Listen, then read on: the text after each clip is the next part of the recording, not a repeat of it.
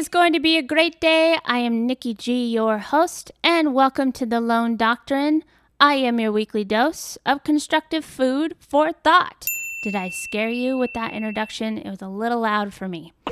This month, we are talking about how to take practical and actionable steps towards getting through the difficult times.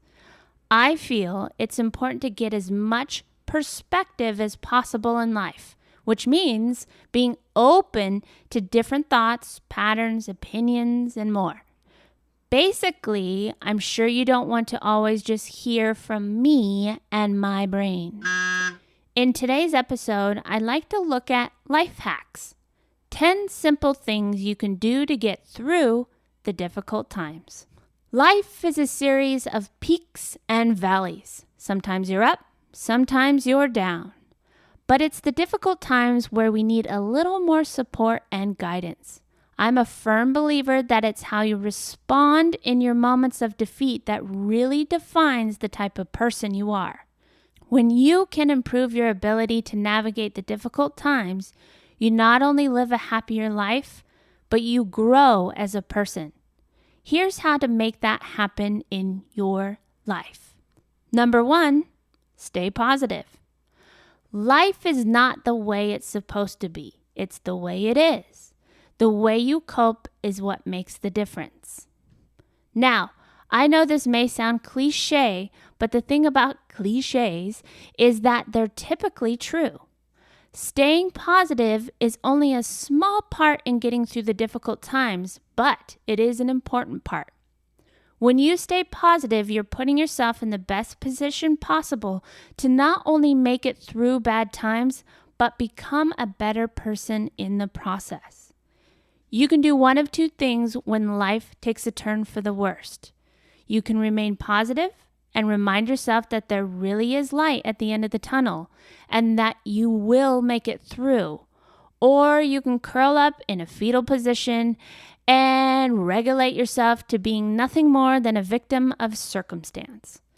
I'm not saying that you can never have a bad day or get a little discouraged or shed a tear or two, but I am saying you have to eventually pick up the pieces and start moving forward.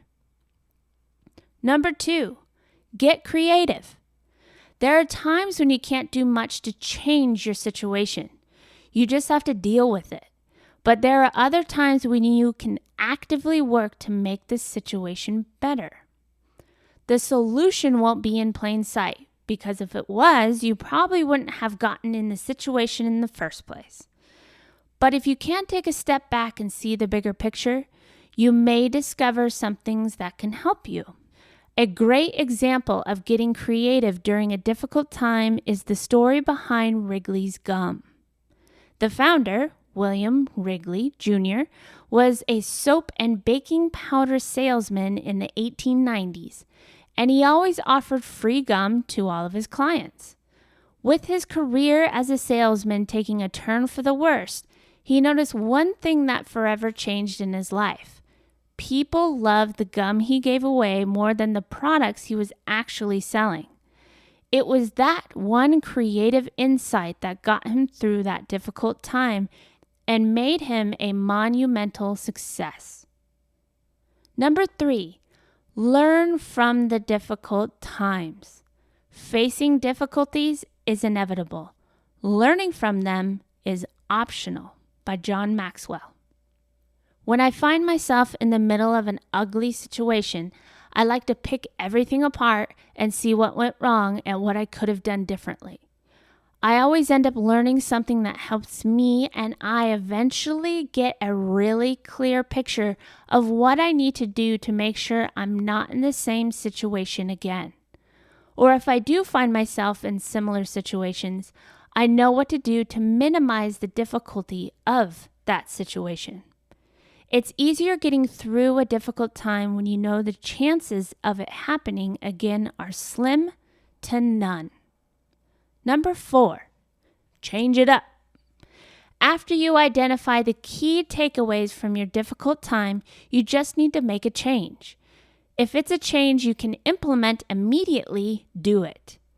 You don't want to be in the middle of a difficult situation longer than necessary.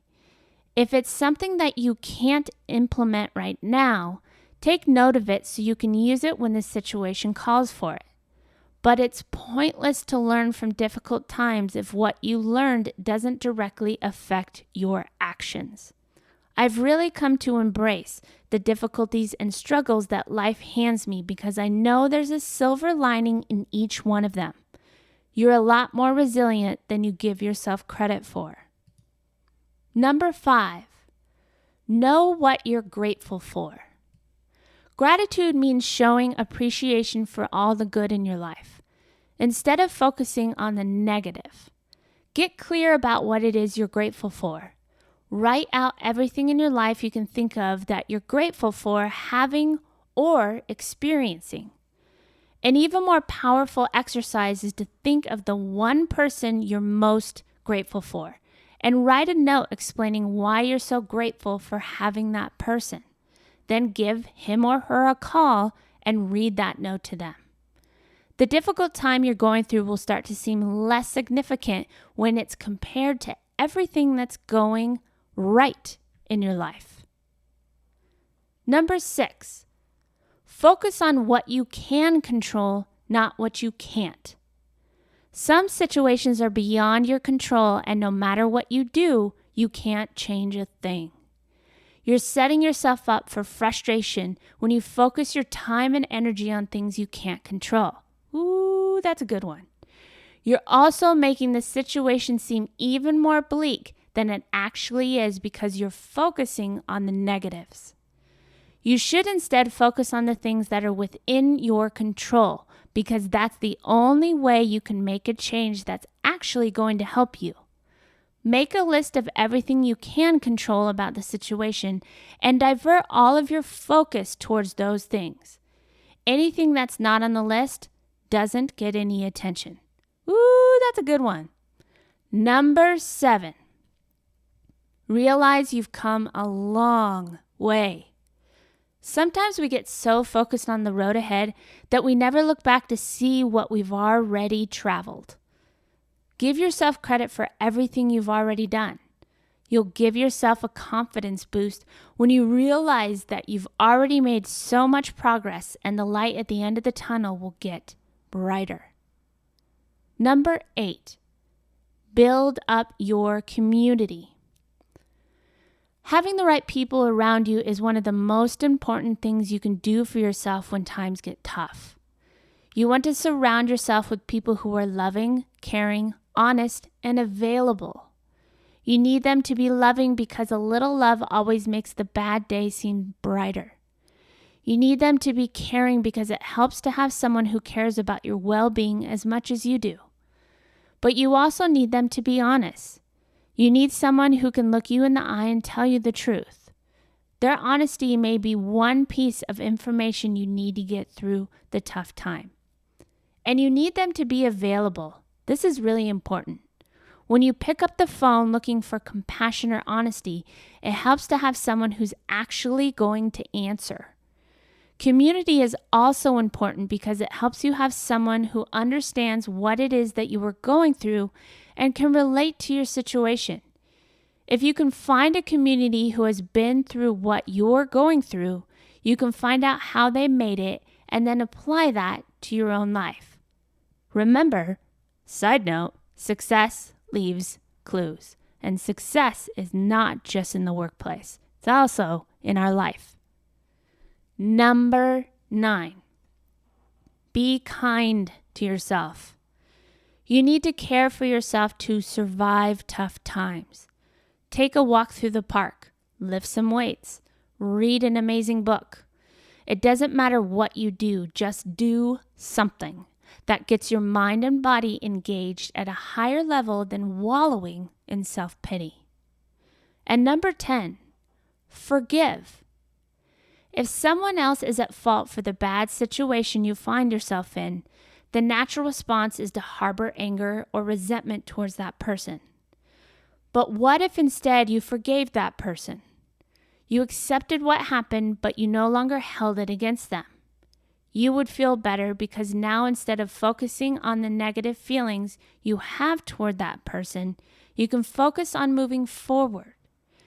You can't really get through difficult times when every thought is about how upset you are with that person who got you into the mess.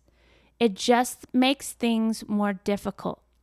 Or maybe the difficult time you're going through is a direct result of something that you did. I've been there before, and I know I continually beat myself up about it. I couldn't forgive myself. I almost felt obligated to be hard on myself. The problem with that is it only makes things worse. You get caught in this revolving door of self-hatred and feeling worse, and there's a swirl of anger and frustration and self-doubt. It's ultimately a recipe for disaster. So those are 10 things to think about. Rewind and listen to the episode again and see how you can apply all those steps to your life. Remember, here at the Lone Doctrine, we celebrate diversity. We know that in this life, you are essentially writing your own Lone Doctrine. So the more life hacks, the more things you can add to your life toolbox, the better. So go back and start adding to that toolbox so you can make today better than yesterday. And until next time, keep fighting the good fight.